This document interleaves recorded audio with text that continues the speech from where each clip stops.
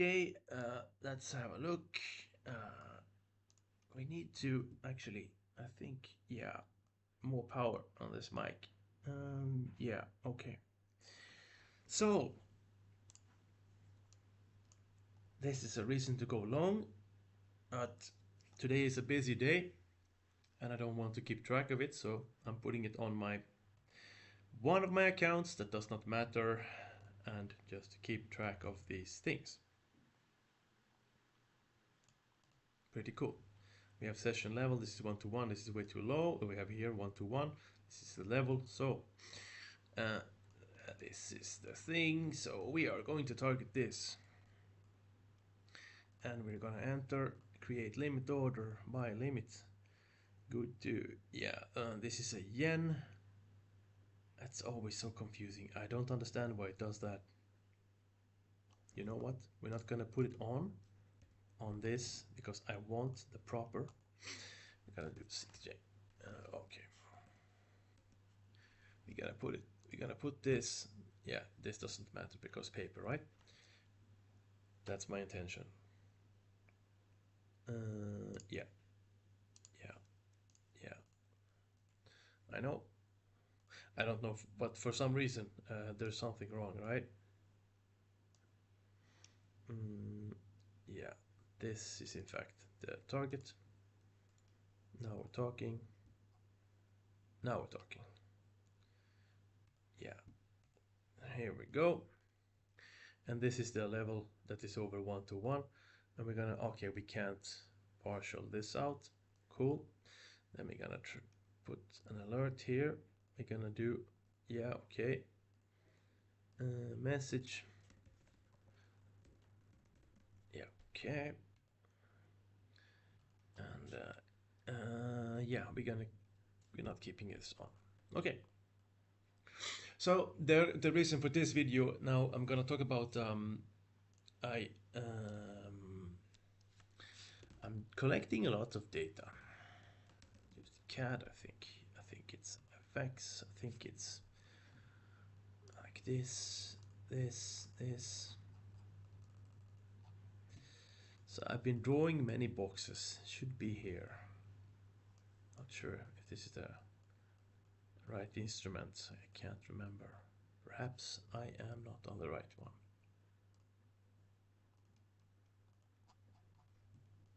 Yeah. There we go. There's all the boxes. So all these are one-to-ones. And the reason for that is for me to understand that, you know, what happens if I go for a one-to-one and my trades, and this is daily, right? So we have no sessions, only pure price, we only have direction, we only have the gap to go from, and we only have the price action formation, and it becomes like this at times. And so I started, I think this is the first one because before this, so this is 2:20:05 on daily, and after that point we have some spikes.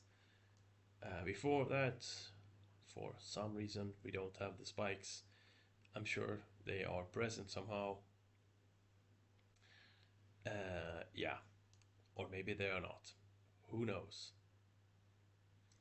Man, I would love to short this. Anyway, so yeah, it's all one-to-one, and if the green is a bit further down, it's just me being sloppy. But yeah, I was drawing these using the magnet, and I put the stop flat on top of the high using the magnet to make this go faster. And so we are using weak magnets,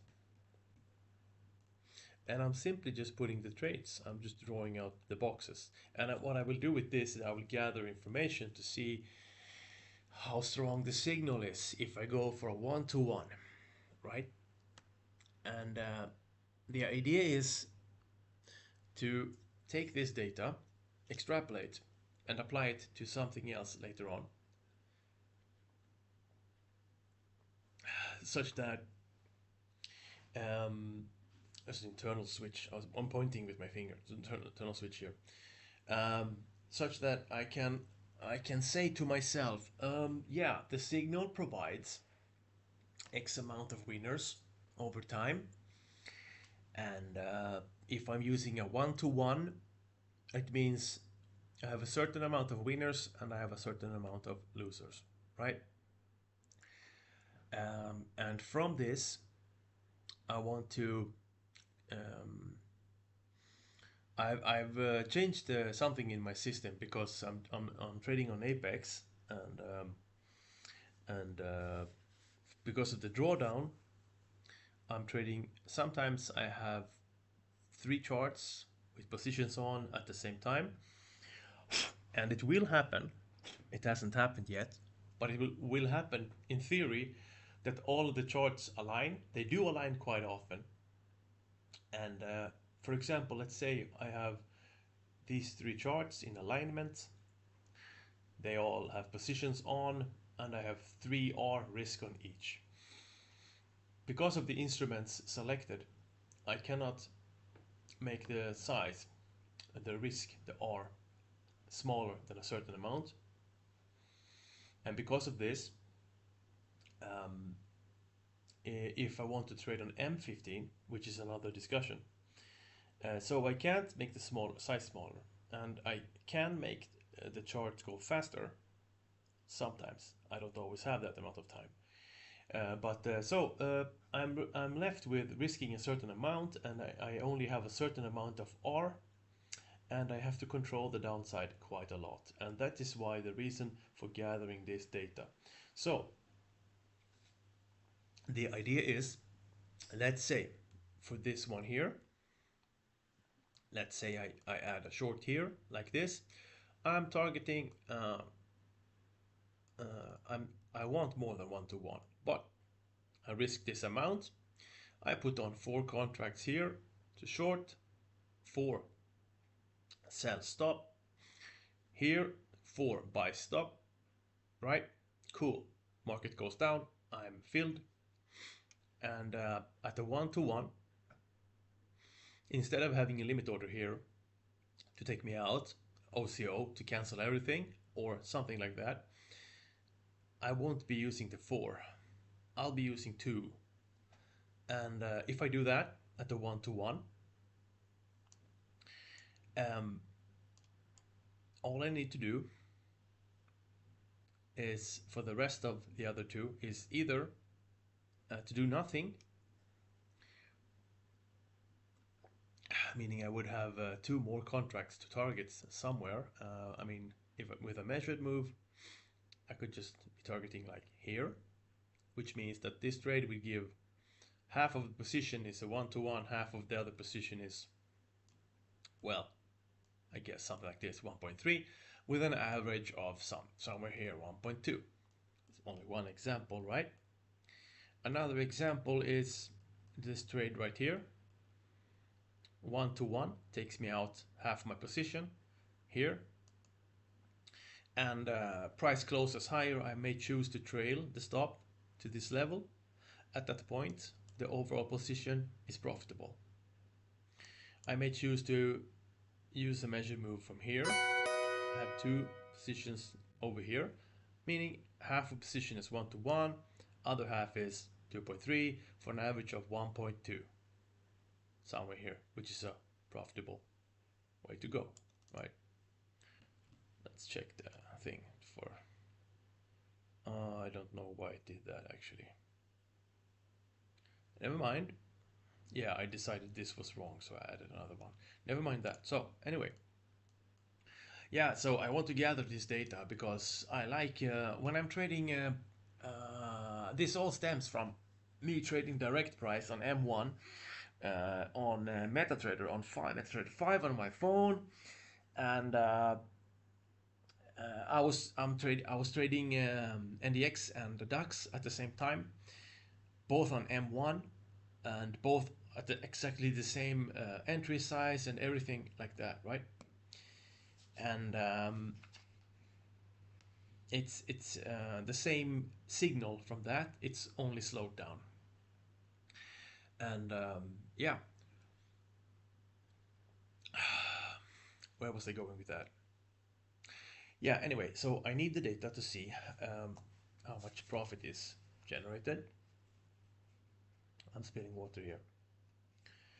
So that I can see if 1-to-1 is enough for profits. And so I've been gathering a lot of data on the M15 signal. I have a few weeks, I didn't write it down, but I have a few weeks on these three pairs. So I think I have like 4 weeks of M15 data on three pairs, and that's around the clock. That's all the sessions.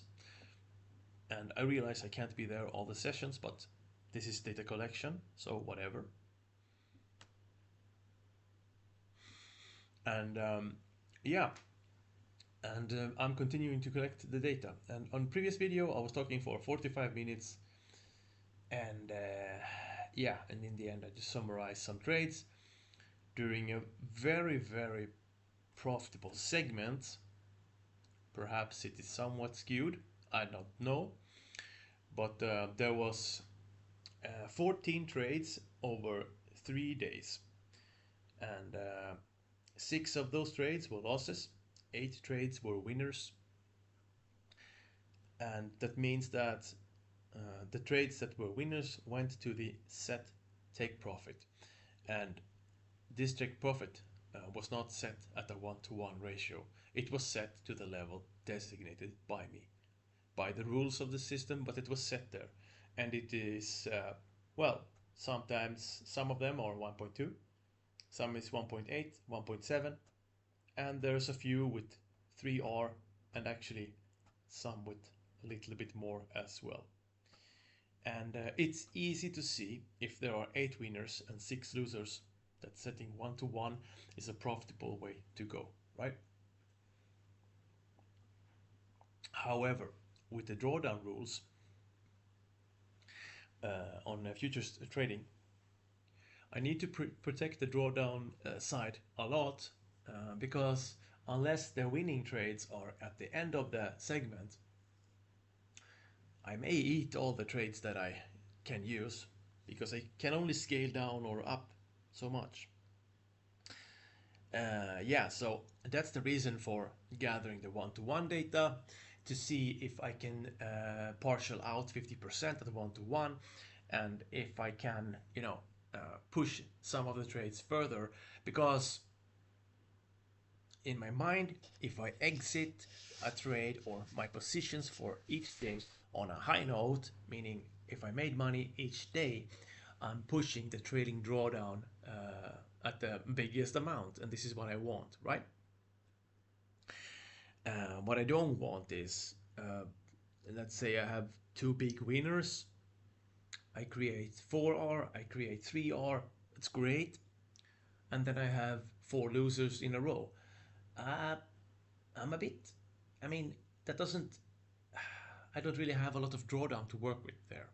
And that's the issue. So I want to protect the downside, and that's the reason for this. And I can see, I can tell by the numbers, and I already know this, that the data from trailing stops, cutting profits, cutting winners, it does take away from the overall return on investment.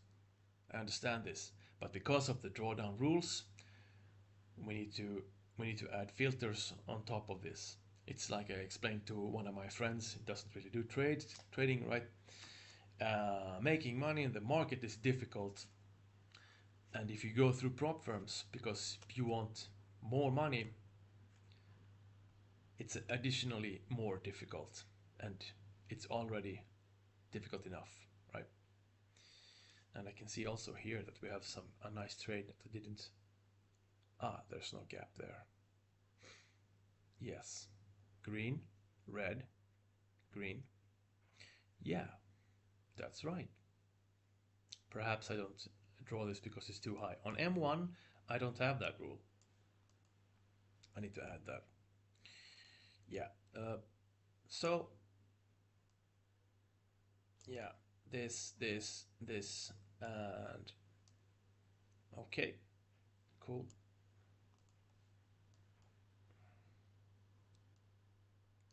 Yeah. So I'm just gathering data. I'm just drawing in the rules, and the trade is Well, it's like price goes up, price comes down, price comes returns, we switch the sides, we have a gap, and we create some kind of price formation. That is basically it. However, there is a little bit more nuance to it. And so from the top here, we have some spikes, we fall down, down, down, down. We have a wave moving pattern. If we go back straight up, and this is a wave moving pattern, it means that on the move up we defeat the strength, the power going down. So if we did, we still we need here to have an internal switch in price power to validate the strength to the low side. Whereas in a different way from, for example, this move down here, just flat down and straight up, we don't need an internal strength because the direction is down and then up. In the other direction, it would be down and then up, and so you see that, well, this is the reason to go, yeah. So, right, a very simple structure. So what I'm doing is simply, yeah, now we changed the side to up. Here we didn't change to the downside. Here we changed to the downside because this defeated this. So we have power from here to here, and we have small gap, we have small gap here. This is the last gap, and this is the spinning top. So if I'm trading this on M1, oh, something's happening. If I'm trading this on M1, I'm just putting a sell stop here below this. I don't care about the 50%. If I'm on 15 minutes, I know the move is a bit skewed, the flow of price is a bit different. So I add an additional filter where I say, okay, if the move is this strong, I want to enter like at the minimum of 50% or like somewhere here. I don't want to enter here. And for that reason, I didn't really add all of them, right? But so this is another one that should be on. And so it should be here, and then I just go, yeah, so 1 to 1. And if I enter this on a 1 to 1, and we go down, and here I close half, etc., and we go down, and here I have another one, 1 to 1. And I was thinking to make it super clean, right, at the point of closing half. So this is a free trade. When one red is created and another red is created, I'll simply move the stop from this to this. So 2 behind. And I made an EA. Now it's, wow, it's almost 10 years ago I used that EA. Back on MT4, I had an EA created by me, maybe not thought up by me, but I made it. And I used the two fractals where I moved trading price behind like this. So let's get a clean area of, right, okay, I don't really want to, hey, whatever, let's do here. Okay, so for example, if I'm long here and if price is here, if I'm long, it's gonna look at the green ones here, right? So here we have one green and another green that's higher, and it will move the stop from this long position to here, and then I also had some padding added to it, so maybe spread times 2 plus a pip, etc. There were some settings I had, and so it did automatically do this. And I could most likely very easily recreate this EA again to move the stop, because after all, I want to automate that part of it. And yeah, that's also another thing, right? If I have a predetermined exit, I can have limit order set, limit notification set on each side. So I'm notified when something happens, and then I can adjust. Because, I mean, look, this is a daily chart from here to here. There is no way I cannot react in this time, right? So this is like a week. I have a time to react here in the correct way. And if I fail, then I fail. That's that, right? But anyway, so yeah, I'm gathering the data. And I'm thinking of adding like a super crude, just moving stop. system, right? Because yeah, so sometimes it doesn't really make sense. So here we move in this example here. Let's move it to the side. We are long from. Uh, why are we long here? We're long from the pin. We switch sides. Okay, we are long because of this pin here, right? Okay, cool. And so we're long here, and stop is here, right? Here, two of them are created, and after 1-to-1 has been breached here, I would then activate the EA at this point, right? And if I activate it, the EA will see at this time that, okay, we have this and we have this, but it disregards these and it sees only these two. So it would move my stop to this place, and then price closes above here. It comes to this point. We have this and we have this, and the EA would move my stop to here. And I will be taken out here. And it would create from this trade overall 0.5 R win, which is not much, but that is, well, what happens, right? That's one way of me doing it. Or I could just target this high with other orders. There are many ways to do it. Yeah, but the point is to automate. So I could just leave it. And sometimes it does this. If I'm short from here, I mean, imagine if I'm short from here, I activate the EA. I just go on a vacation for 6 months. Yeah, it just, because these are higher, it doesn't use them.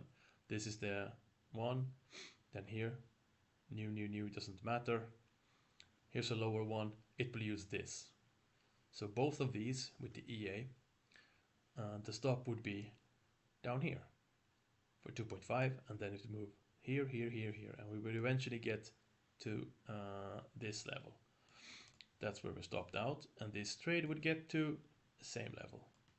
Fine. It's, yeah, and the computer would do that for me because, yeah, that's what the EA did. Yeah, so that's me gathering the data, and yeah, from trading like, it's really, I can do this manually from trading like M1, M2, whatever, something fast, trading NQ for me in the afternoon when US market is open. If I have like yesterday, man, I had some problem with trading view. Yeah, but like yesterday I had or Monday I had pound position on long 4 contracts, and yeah, that was the position, was 4 to risk the correct amount. And yeah, so I have 4 contracts on. I could simply like look, okay, where is 1-to-1? Oh, there was a high at 1.1 R. Yeah, I could take a limit just at this high, or just one tick above it, or what, add it or whatever, and I'll just take half my positions there, and I just leave it, and you know, eventually I'm taken out there, and I'll get notified on my phone or whatever device I use, and yeah, and then I, from there I can trail, right? So um, I will draw more boxes later because it takes some time to gather this, but I think it's fairly easy to see that there are more winning trades by a substantial amount than there are losing trades. And I mean, I don't draw them fully to TP most of the time. I just make it so here's 2 trades, right? I just make them like go green or highlight gray. For example, here is gray, here's green, here's gray, here is green, right? So it's easier to see which way we went. Like this. Here we can't really see. I made this one gray. So this one's the loser. I can see it's filled to the gray side. Green, gray, you get my point. And I do it for that purpose, to be able to see them easier. So again, with the futures trading, so it's a shame. Although also me personally, I don't. Uh, it doesn't really feel good, eating all the losses, right? And yeah, but then there's the drawdown. We have to get away from it or build a certain big enough buffer. And yeah, so maybe I should be on a static account, but they are, yeah, it's mathematically a way worse position to be in unless you create a sufficient buffer. And so this buffer might as well be created on a account with a daily drawdown. Yeah. So yeah. So anyway, so we are left with the fact that we need to control the losses somehow. We need to control the drawdown somehow. And I did look into trailing stops, which trailing stops over several times cuts the profit. That's a bad thing. It's like a B tier kind of thing. Trailing stops over and over.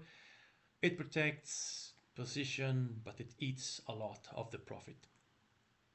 Trailing the stop once is a better way of doing it. Targeting something closer is also a better way of doing it, right? But that also eats away from profits. So currently I found, actually it's funny, right? But we need to control the downside, and the best way to do that is create returns, and the best way is to not control it at all. Right? But again, we must control the downside because we cannot scale down the trades in size enough, at least for those instruments. So I'm left with, I think, and I did write down in my log, we're going to now use partialing out 50% at 1-1.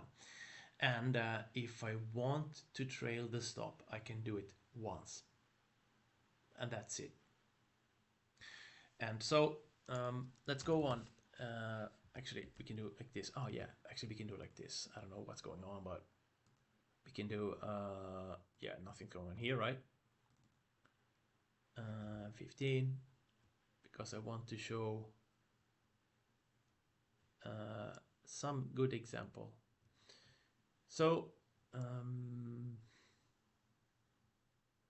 yeah, this one trade, I was thinking of this one.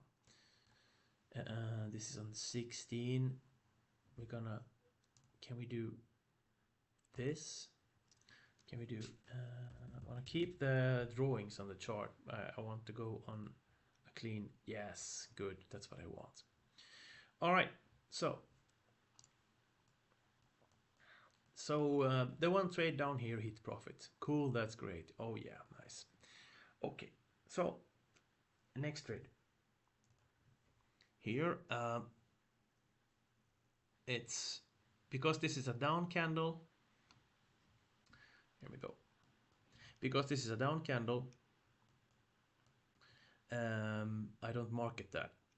But then we have a down candle again. So there's a buy stop above it, and this is an engulfing. So the entry is here, right? So there's a buy stop above, right? I have the magnet on. Okay, we have the gap here. So in this time, stop was kind of here, right? And recent high is up here. Let's go. There, it's 1.4. I think I got an entry over here somewhere, right? And this position was 4 contracts for me. And so if we're gonna find something that's 1-to-1, let's find. Okay, 1.02, that's good enough. So here, 1.2, disregarding whatever entry, whatever fill I got. I mean, I would have to do it like this, right? And I would move the stop a bit to make it even.